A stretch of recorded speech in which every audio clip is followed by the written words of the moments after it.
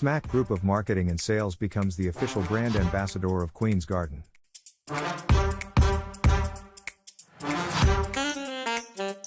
Pakistan's only leading organic honey.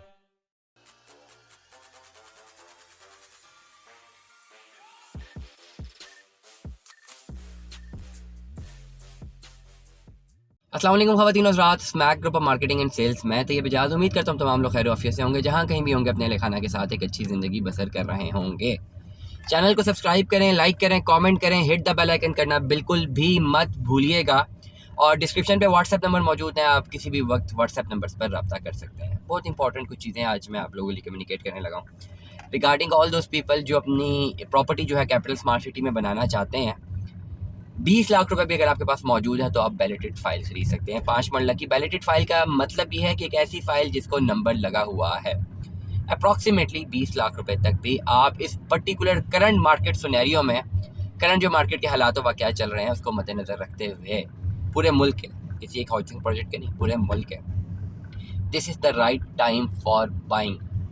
मुझे हमेशा एक being a student of economics जो है, मुझे हमेशा अब इस बात पे तो बड़ा कॉन्फिडेंस है कि डेफिनेटली मार्केट्स में, दुनिया में रिसेशन आते हैं, दुनिया की पूरी ग्लोबल इकोनॉमी में भी रिसेशन आता है, मुल्कों की इकोनॉमी में भी रिसेशन आता है, इवन शहरों की इकोनॉमी में रिसेशन आता है, हाउसिंग प्रोजेक्ट्स की जो लोकल एक डोमेस्टिक इकोनॉमी होती है उसमें भी रिसेशन आता है।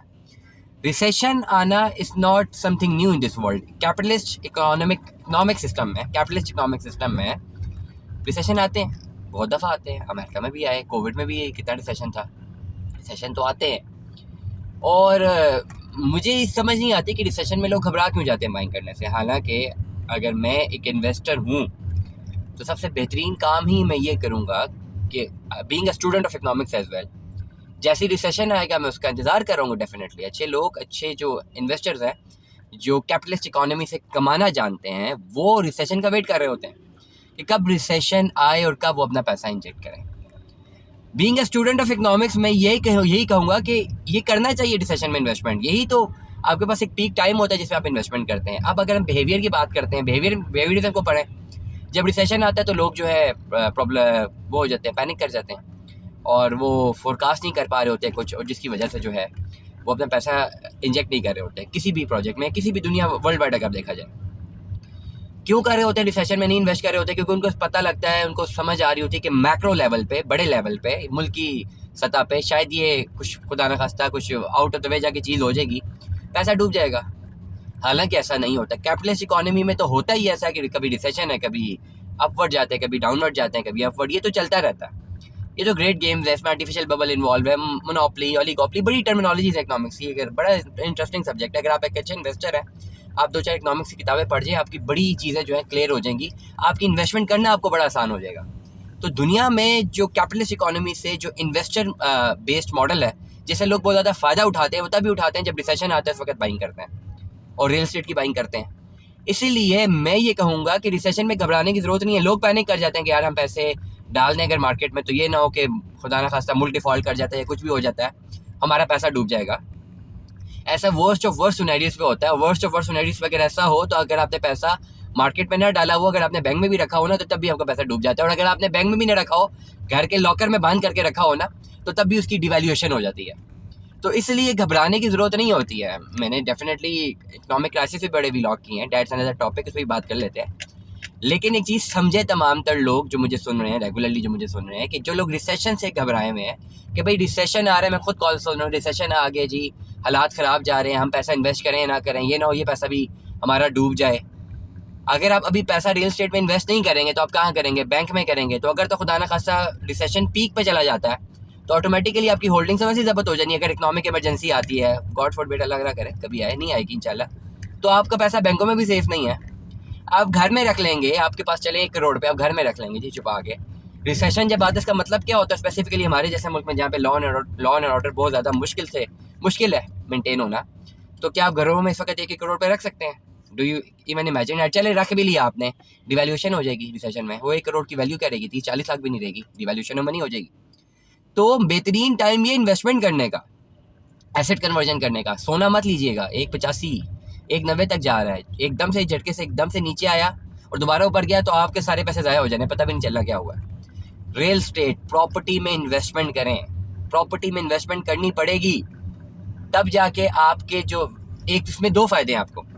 जब अपना पैसा आप इन्वेस्ट करें with in the country invest करें, चाहे ओवरसीज में पाकिस्तान में इन्वेस्ट करें, तो आपका पैसा जो है वो ओवरऑल डायरेक्टली और इनडायरेक्टली जो है वो बेसिकली रियल स्टेट सेक्टर में भी चला जाइए। अगर आप प्रॉपर्टी में इन्वेस्टमेंट करते हैं, कंस्ट्रक्शन में इन्वेस्टमेंट करते हैं, तो आपकी जीडीपी बढ़ेगी।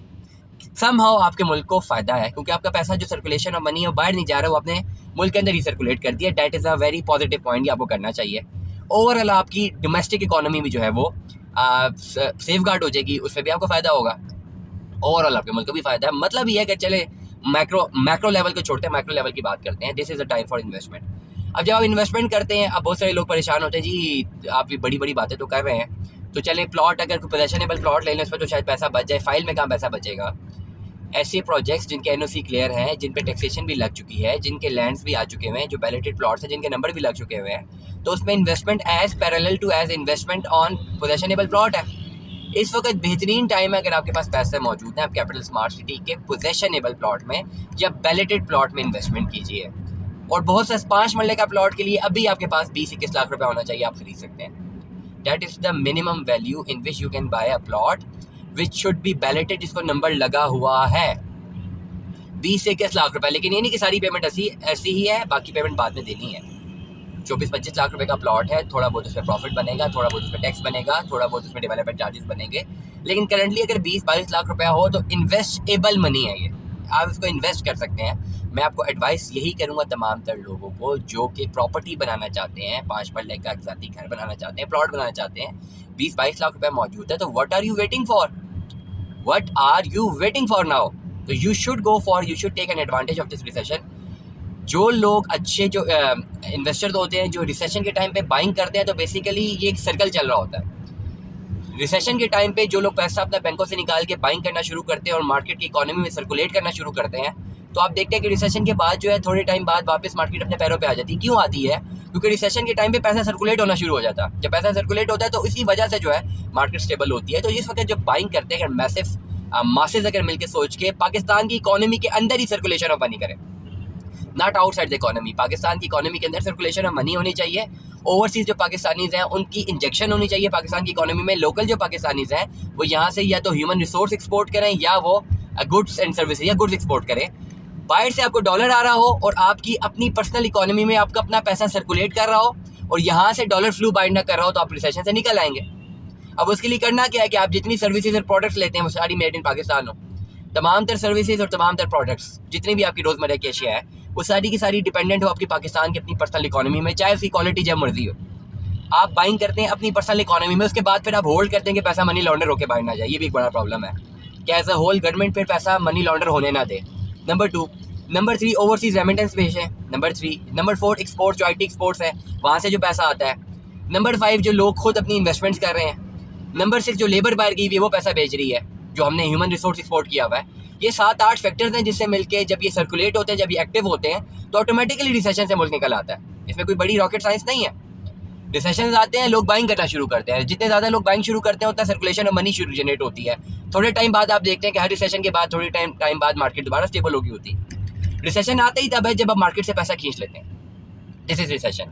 मार्केट में पैसा फ्लोट होता रहे, पैसा चलता रहे मार्केट में, इसमें कोई प्रॉब्लम भी नहीं आएगी। और मार्केट में पैसा सर्कुलेट होता रहे, आपकी इकोनॉमी बचती रहेगी। जैसे ही आपकी मार्केट से सर्कुलेशन ऑफ मनी बाहर निकलती है आपको प्रॉब्लम आती है। तमाम तर लोग कट शॉर्ट करते हैं बात को। कैपिटल स्मार्ट सिटी 5 मरला प्लॉट, बैलेटेड प्लॉट्स हैं, अवेलेबल है। सेक्टर के नाम मिले, सेक्टर J के प्लॉट्स हैं। ज़्यादा ओन पे थे, 6-6 लाख रुपए ओन पे थे, बहुत कम आ चुके हैं, ख़रीद लीजिए। ये टिप दे रहा हूँ आज की। मॉर्निंग का टाइम है, गोइंग टूवर्ड्स हेड ऑफिस ही जा रहा हूँ, इसी एक प्लॉट के सिलसिले में जा रहा हूँ। और बाइंग का टाइम है, you should go for buying. This is the right time for buying, I repeat. Stay tune with us. अल्लाह हाफिज़।